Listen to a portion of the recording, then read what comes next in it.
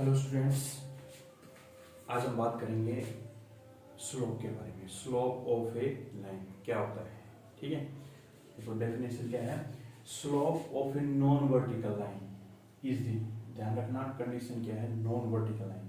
Slope of a non vertical line is the rate of change of Y coordinate with respect to x coordinate, ठीक है। Rate of change of Y coordinate with respect to rate of change of x coordinate, ठीक है। as any point moves on the line, as any point moves on the line, ठीक है। just rate of change of y coordinate यानी कि y2 minus y1, rate of change of x coordinate x2 minus x1, ठीक है। तो हमारा formula क्या रहेगा, m is equal to slope को डिनोट करेंगे m से y2 minus y1 over x2 minus x1, ठीक है। अब देखो दूसरी बात, दूसरी डेफिनेशन क्या है, slope of a non vertical line is the tangent of angle which the line makes with positive direction of x axis. Positive direction of axis मान लेते हैं ये लाइन हमारी, ठीक है। तो positive direction of positive x axis direction क्या हो जाएगी, ये वाली, ठीक है। यानी कि यहां से एंटी क्लॉकवाइज डायरेक्शन में हम एंगल फाइंड आउट करेंगे। यहां से लेंगे एंटी क्लॉकवाइज में जो भी एंगल बनेगा दैट इज थीटा, ठीक है। तो फार्मूला क्या रहेगा, m is equal to tangent theta, ठीक है। मान लेते हैं लाइन ऐसे होती है, ठीक है। तो पॉजिटिव एक्स एक्सिस के साथ तो हमारा एंगल क्या बनता है, एंटी क्लॉकवाइज डायरेक्शन, ये हमारा क्या बनता थीटा, ठीक है। तो वहां से m is equal to tangent theta करके हम स्लोप निकाल लेते हैं। अगर वर्टिकल हो जाए लाइन तो इसके लिए दो बातें हैं छोटी छोटी, क्या हो जाएगी, जैसे वर्टिकल लाइन है तो ये है, यानी कि x इज इक्वल टू कुछ भी लगा लीजिए, -5 लगा, x इज इक्वल टू -5, तो हमारी लाइन की इक्वेशन क्या हो जाएगी, x इज इक्वल टू -5।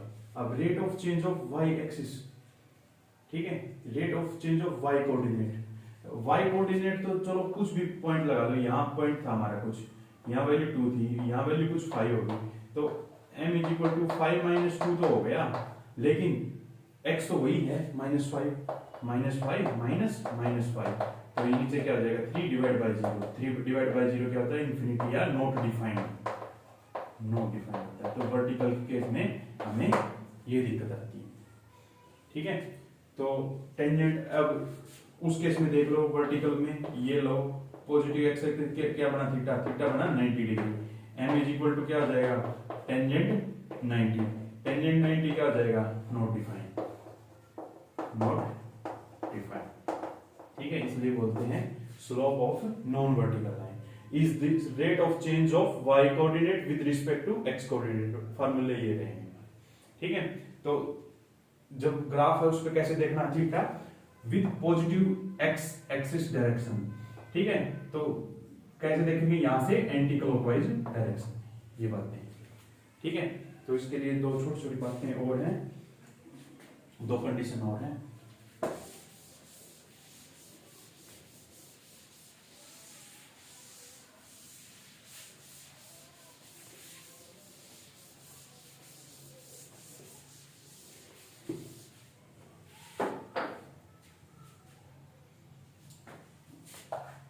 एक रिजल्ट है, result 1,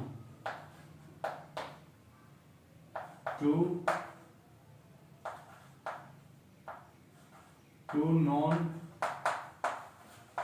vertical lines are parallel if and only if their slopes are equal, their slopes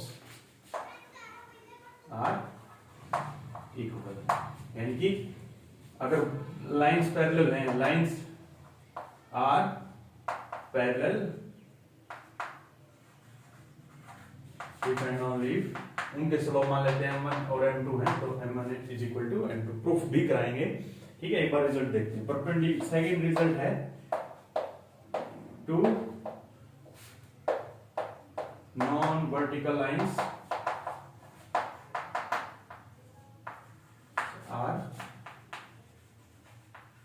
perpendicular if and only if m1 into m2 is equal to minus, ठीक है, दो result हैं, parallel हैं तो slopes equal और perpendicular है तो उनके स्लोप की प्रोडक्ट जो है वो किसके इक्वल आती रहे, -1 के इक्वल। प्रूफ देखो फर्स्ट का, जिनको प्रूफ की जरूरत है वो प्रूफ कर लेंगे, जिनको नहीं है वो कर लेंगे। प्रूफ फर्स्ट, लाइंस आर पहले लेके चलेंगे, लाइंस पैरेलल है, प्रूफ करेंगे m1 = m2 और दोबारा लेके चलेंगे कन्वर्सली में m1 = m2 और प्रूव करेंगे लाइंस आर पैरेलल। ठीक है, first suppose that if and only if का रिजल्ट है, ध्यान रखना। First suppose that lines are parallel.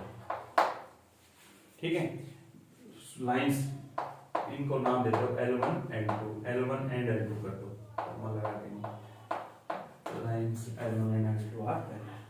यानी क्या हो जाएगा, L1 पैरेलल है L2 के, दिस इंप्लाइज, इसका मतलब θ1 और θ2 क्या हो जाएंगे बराबर।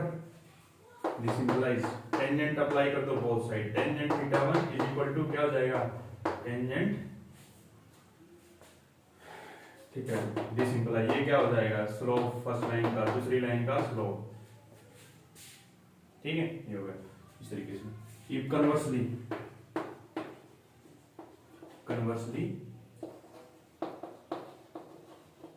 सपोज दैट m1 = m2, इसका मतलब क्या हो गया, टेंजेंट θ1 = टेंजेंट θ1 = क्या हो गया, टेंजेंट θ2।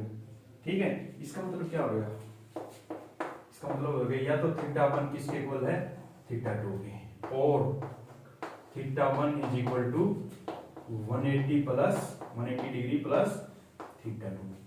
या तो अगर दोनों इक्वल है टेंजेंट θ1, या तो क्या है, दोनों लाइंस क्या है, दोनों के एंगल क्या है, सेम है, यानी कि दोनों पैरेलल लाइंस हैं।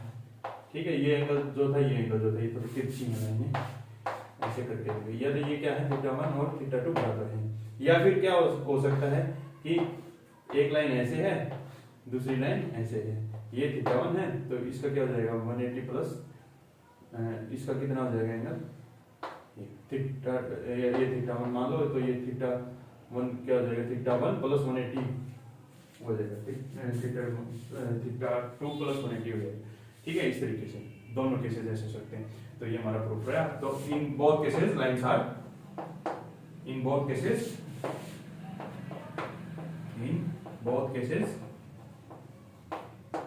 Lines are parallel, lines are parallel, ये हमारा प्रूफ हो गया। अब सेकंड देखो, two non vertical lines are perpendicular if and only if m1 * m2 = -1। ठीक है, तो प्रूफ 2,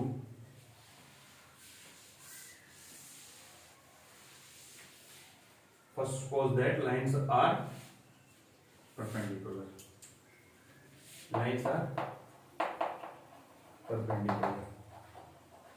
ठीक है, लाइंस परपेंडिकुलर है।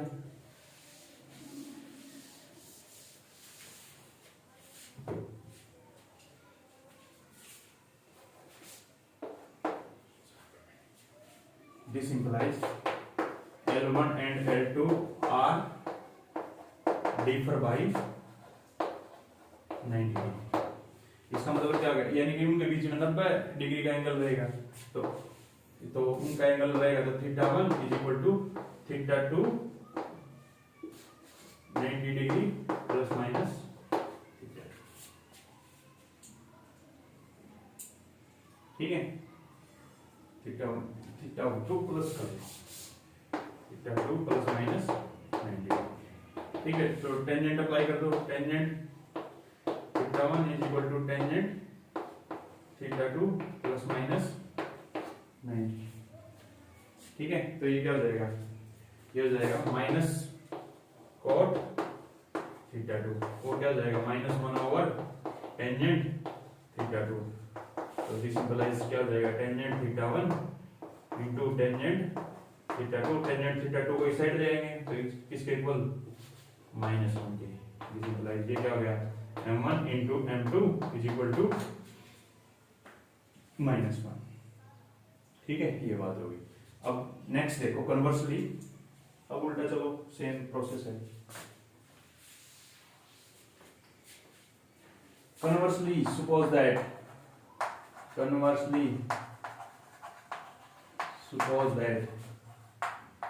m1 into m2 is equal to -1. This implies m1 is equal to minus m1 over m2. This implies tangent theta 1 is equal to -1 over tangent theta 2. This implies tangent theta 1 is equal to ये हो जाएगा -4 theta 2।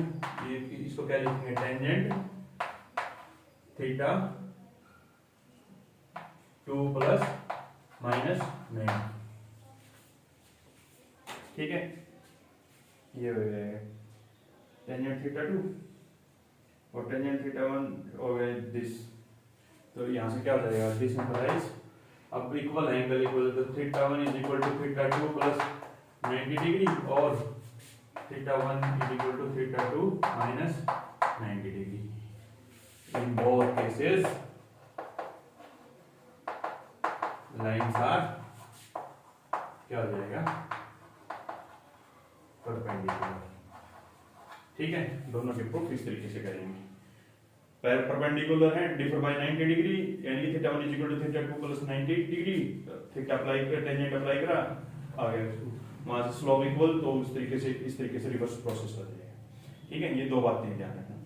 ठीक है, और condition of collinearity की बात थी। ठीक है, 3 पॉइंट्स हैं हमारे पास, ए, बी और सी। तो condition of collinearity, slope of A B अगर इक्वल हो जाए स्लोप ऑफ बी सी के, तो लाइंस क्या हो जाएंगी, कोलिनियर। जो 3 पॉइंट से एक लाइन बनेगी, that will be 3 points will be collinear.